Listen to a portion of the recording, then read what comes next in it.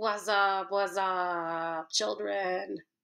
Okay, this video is to show you how to add a background color to any of your frames. You can change the background color on every frame. You can keep it the same. You don't have to add a background color, but for this case, I'm going to show you how to do it.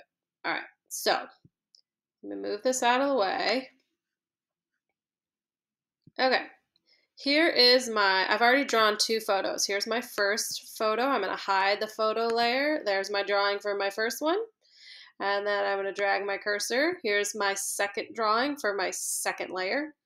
Now, say like I want to add a background color to this frame. What I'm going to do is just like you add a drawing layer, scroll down on your timeline, click the plus button, and you're going to name this layer by double clicking, come over to the inspector window on the top right and call it your background, BKG color. Okay, so you know this is your background color. Now, drag this layer in between your two layers, so above your photo layer and below your drawing layer.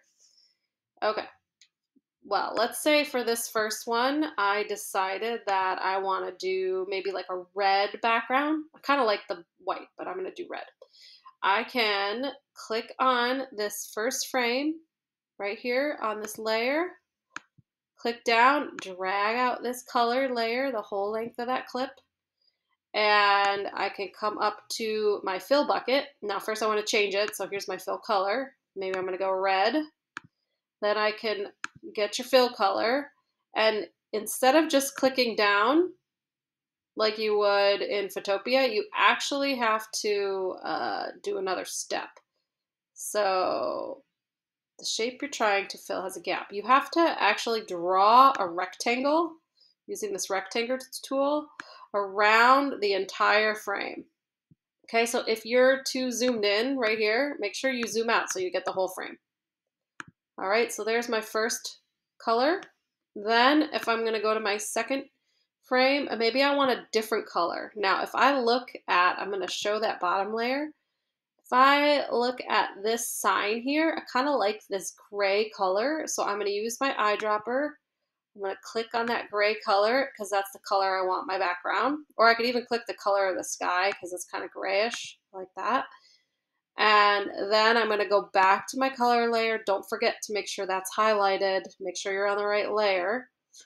Okay, I'm going to click on the plus button, drag out that background layer the same length as that clip.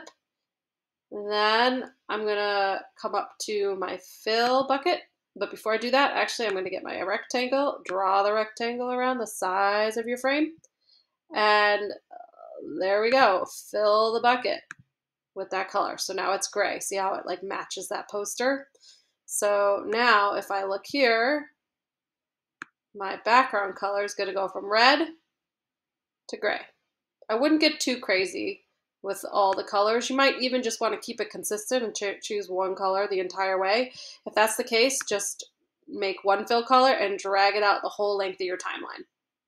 Okay, for the sake of this, I'm going to click on this background color for the first frame and hit delete because I actually like it with the white background for that one. So if you delete anything, you just click delete and it's going to look like a dark gray. That just means there's nothing there. So then it'll go, and now I'm on my next one. If you want to change the color, you can, again, let's show the background layer. Let's hide this layer.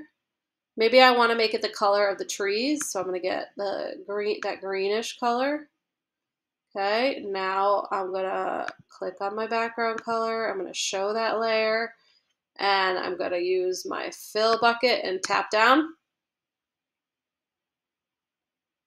Doesn't really work. I got to set the parameters, so make a rectangle first. There you go. Now it's green. Okay, so play around until you get the color you want. That looks good. And don't forget to hit save. You got it. Drag that photo, that file into your MMA project folder or you will lose it, your progress, okay? It's going to save a new file every time you click save. So make sure you drag that folder file into your folder. So I'll show you. Like for me, the downloads looks here, draw it here, and I might even name it. I'm naming them in order of my progress. So right now, this is my 4th file that I've saved, and I'm working on color backgrounds. Okay. Keep it going. You're doing a good job. Again, if you're ready to start drawing again after you add the background color, make sure you lock that layer. Don't start drawing on that layer.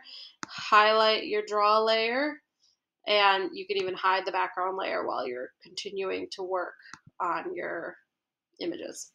Okay? Okie doke.